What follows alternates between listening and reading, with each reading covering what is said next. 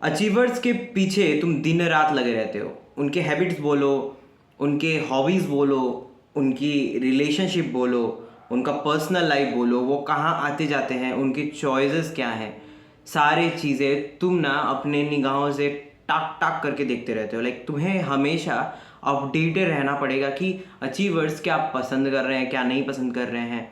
And तुम्हारे personal favourite कुछ achievers तो होंगे ही होंगे, जिनकी तुमने लिस्ट बना रखी होगी, जिनके तुम बड़े बड़े फ़ैन हुए होगे, एंड मे बी वैसे ग्रुप्स में भी अपने आप को इन्वॉल्व कर रखे होगे।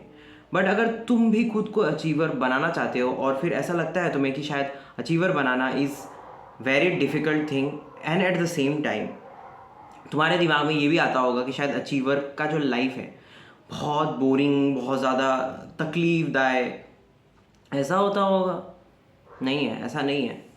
उनके ना कुछ सेट्स ऑफ क्राइटेरियाज है, रूल्स एंड रेगुलेशंस हैं, जो शायद तुम अगर फॉलो करना चाहो तो शायद तुम्हारी लाइफ बहुत बेटर हो जाए। बट तुम्हें पता तो होनी पड़ेगी ना सबसे पहले कि क्या है वो ऐसी चीज़ जो वो करते हैं, एंड फिर तुम रोज़मर्रा की ज़िंदगी में वो चीज़ कभी करते ही नहीं हो। तो इस वीडियो में वैसे ही सारे टॉपिक्स, वैसे सारी चीज़ें मैं तुम्हें बताऊंगा, और वीडियो में बने रहना so that you can understand what actually achievers do. And personally speaking मैं भी उस चीज़ को डीपली एनालाइज कर रहा हूँ, फॉलो कर रहा हूँ। Maybe in future I gonna be one of those achievers. तो चलो, पहला पॉइंट ये है कि वो ब्रूटली अपने से ऑनेस्ट रहते हैं बहुत ज़्यादा। लाइक बहुत अपने आप को आईना दिखाने में ना हिचकिचाते नहीं है कभी से। वो खुद को झूठा दिलासा नहीं देते हैं कि like I am better now, मैं अभी चमक रहा हूँ, मेरी बॉडी अच्छी है, मेरा नॉलेज अच्छा है। Never, they are never ever satisfied with the version they are living in. ठीक है, ये सबसे पहली क्राइटेरिया है। अगर ये चीज़, सबसे बेसिक चीज़ तुम्हारे अंदर है तो समझ लो कि तुम अचीवर्स के रेस में आ गए हो। ठीक है, तो मैं तुम्हें एग्जांपल देता हूँ, उससे तुम्हें ज़्यादा समझ में आएगी कि what is actually the thing I am gonna tell you, I am trying to explain you. तो देखो, मॉर्निंग में एक बच्चा है, एक छोटा सा बच्चा है, एंड वो मोहल्ले में उठता है। ठीक है, मोहल्ले में उठने के बाद वो क्या करता है, चारों तरफ देखता है कहीं पे, मतलब चौल है, लिटरली एक चौल है, वहाँ पे वो उठ के देख रहा है कि वहाँ पे कुछ सब्जी मंडी वाले लाइक सब्जी बेच रहे हैं, या फिर हॉकर्स होते हैं वो आके कुछ बेच रहे हैं। ठीक है, फिर वो देखता है कि कहीं पे कोई बर्तन मांज रहा है, वो फिर देख रहा है कि कहीं पे कोई वॉशर, मतलब डिश वॉशर है, वो धो रहा है, अपना काम कर रहा है। कहीं पे वो देख रहा है झाड़ू पोछा लगाया जा रहा है, कहीं पे देख रहा है कोई पूजा पाठ कर रहा है, कहीं पे वो देख रहा है कि कोई पढ़ाई भी कर रहा है, एंड फिर कहीं पे दिख रहा है कि कहीं कोई पॉलिटिशियन भाषण दे रहा है दूर, कहीं वो देख रहा है कि किसी दूसरे जगह पर किसी दूसरे तरह के कार्यक्रम चल रहे हैं, वहाँ पे भी कोई एक प्रोमिनेंट रोल भी निभा रहा है। तो दिन भर वो बच्चा ये वो मॉर्निंग से उठते ये चीज़ देखते जाएगा, एंड फिर वो खुद को कभी नहीं देख पाएगा। तुम भी ये करते हो, मॉर्निंग में उठते ही तुम क्या करते हो, तुम अपने चौल के जो दरवाजे हैं वो खोल देते हो। कैसे खोलते हो? मोबाइल फ़ोन के द्वारा, और फिर दूसरों के घरों में, दूसरों के लाइफ में, दूसरों की चीज़ों में थका झाकी करना शुरू कर देते हो। फ्रॉम मॉर्निंग टिल इवनिंग कब समय बीत जाता है यू डोंट इवन नो। क्यों बोला मैंने ये बात? बिकॉज वो बच्चा तुम्हारा माइंड है। तुम्हारा माइंड भी उसी तरीके से चीज़ों को देखता है जैसे एक बच्चा देखता है, because mind is a baby. Mind को जैसे तुम बनाओगे माइंड वैसे बनेगा, बेबी को तुम जैसे बनाओगे वैसा बनेगा। अभी वही अगर कोई बच्चा होता, सोचो, जो एक रूम में उठ रहा है जहाँ पे उसके चारों तरफ दीवार में बड़े बड़े अक्षरों में बड़ी बड़ी चीज़ें लिखी हुए हैं, that like freedom, like independence, like improvement, like reality, like pain, like misery, like politics, like pollution, like corruption, तब उसके दिमाग का ताला मॉर्निंग से ही इसी बात को लेके खुलता कि I have to think about this. तुम्हारा मॉर्निंग का ताला किस चीज़ से खुलता है कि उसकी गर्लफ्रेंड ने क्या करा, उसने क्या कर लिया, कौन लड़की कैसी दिख रही है, कौन लड़का कैसा दिख रहा है, यही सब करते हो। किसका ब्रेकअप हो गया, या फिर मार्केट में कौन से दो नमूने किसी शो में जा रहे हैं और उनके साथ फिर क्या होने वाला है, और उनकी जो मस्ती है उसे देखकर पूरे दिन का दिन तुम बिता देते हो। So that is your brutal honesty with yourself. Got it? ये है तुम्हारी अचीवर लिस्ट की पहली क्राइटेरिया वाली जो चीज़ जो तुम कर रहे हो. तुम्हें समझ में आ गया होगा what I am trying to tell you, I mean explain you. इतना तो तुम्हें समझ में आ गया होगा, इतनी सीधी हिंदी मैंने समझाई तुम्हें इस भाषा में. तो ये था पहला थिंग. सेकंड, अब वो बच्चा, वो चौल वाला बच्चा नहीं, ये रूम वाला बच्चा, उसे इतनी सारी चीज़ दिखाई गई है, इसका मतलब वो अपने माइंड में बहुत सारी चीज़ें परम्यूटेशन कम्बिनेशन करेगा, एक अपना कुछ वेब बनाएगा एंड फिर रोड मैप बनाएगा, ब्लूप्रिंट बनाएगा, फिर वो डिसाइड करेगा कि I have to go by that वे.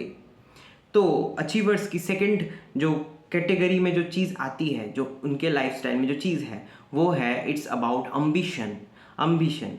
ठीक है, उनके एम्बिशन जो होते हैं वो कहीं ना कहीं फिक्स्ड होते हैं, या फिर वो हायरार्कियली जो है ना, वो एक के बाद एक वो सेट रहते हैं. तुम्हारा नहीं है. Your whole day, your whole month, your whole year is scattered. You are not planned. तुम एक शहर बनाने जाओ तो सोचो, अगर तुम्हें शहर बनाने को कह दिया जाए तो तुम किस तरीके के शहर को बनाओगे. ये लिख लेना वॉल पे. I have to build an empire, I have to build a city. तो तुम्हारा सिटी कैसा होगा? Your mind will better see that.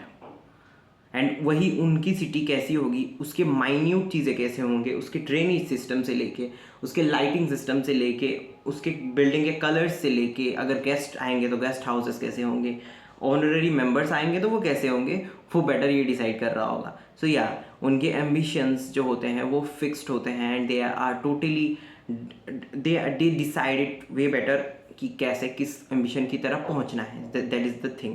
Second thing.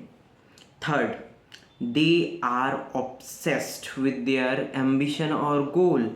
बहुत इंपॉर्टेंट बात है. They are obsessed with their ambition and goal. वो obsessed होते हैं. They don't wait for motivation. इसीलिए तो वो अपने डिसिप्लिन से सब काम भी कर रहे होते हैं एंड तुम उनको चेज कर रहे होते हो because you are busy chasing them. You just feel कि हाँ, मेरे को थोड़ा उनका जो लाइफ है देख के मज़ा मिल जाना चाहिए. That is it. Rest you don't care. So that is the third thing, कि they are actually very much obsessed with a goal and not waiting for for the motivation to happen to make that thing done. Never ever. Each day they are obsessed. Each month they are obsessed. Year after year they are obsessed only.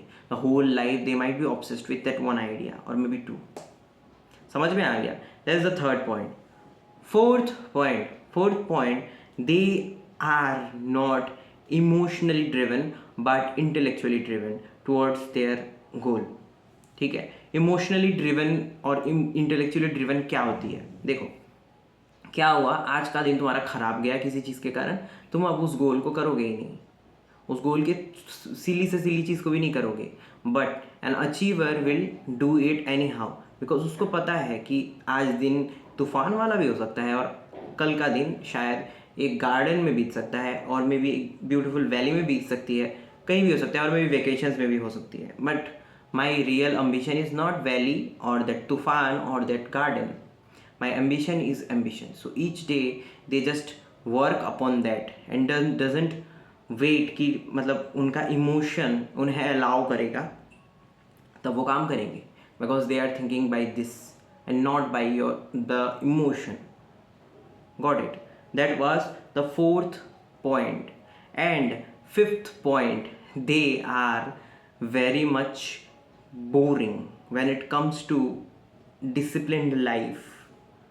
सच में they are very ignorant about उनको किससे बात करनी है, social media पे किसके साथ interaction करनी है, कौन सी फीड देखनी है, कौन से न्यूज़ देखने हैं, कौन से खाने को खाना है, कौन से रिपीटेड चीज़ को बढ़ाते जाना है, कौन सी चीज़ को नहीं कर रहे हैं. They are ignorant about each bit of their social life, and you are not. You just get busy with the people who are losers, so you are the one who look like them, these crowd, and not an achiever. 5 चीज़ें मैंने बताई 5 चीज़ें अच्छे से ध्यान से सुन लो, note down कर लो एंड या share it as much as possible. चलो ठीक है, बाय बाय।